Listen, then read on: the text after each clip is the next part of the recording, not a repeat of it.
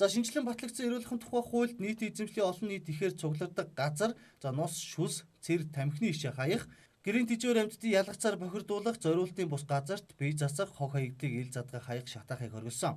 Уг залтыг зөрчсөн иргэний 20,000 төгрөгөөр цагдаагийн байгууллагын эрх үүхийн ажилтнанд торгоно гэсэн хуулийн залт байгаа.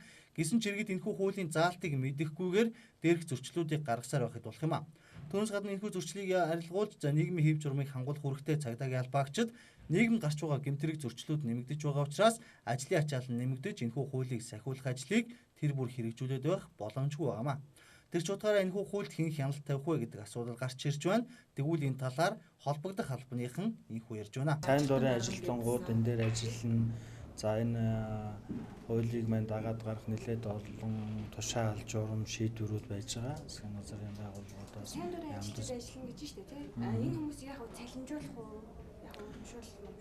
За ерөнхийдөө нөгөө тухайн засаг даргын үүрэгт нь нэлээд олон асуудлууд орсон байж байгаа учраас засаг дарга нар бол тухайн дээр одоо өөрийнхөө хараалж байгаа нутаг дэвсгэр дээрх энэ асуудлыг хүний эрүүл аюулгүй орчинд амьдрах нөхцөлийг хангуулахын төлөө энэ хууль хэрэгжиж байгаа хууль шүү дээ.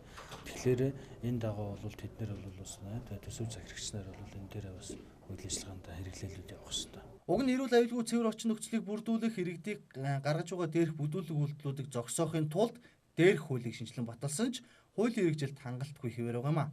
Тэр ч утгаараа хууль хэрэгжүүлэх хариуцлагын тогтолцоог нь сайжруулах шаардлага гарч ирээд байгааг хэлэх хүмүүс ч цөөнгүй байгаа юм. За ямар тааж хууль нь батлагдчихлаа. За одоо харин хэрэгжүүлэх хэрэгтэй байна гэдгийг хууль сахиулагч нар, санаачлагч нарт хэлмээр байна.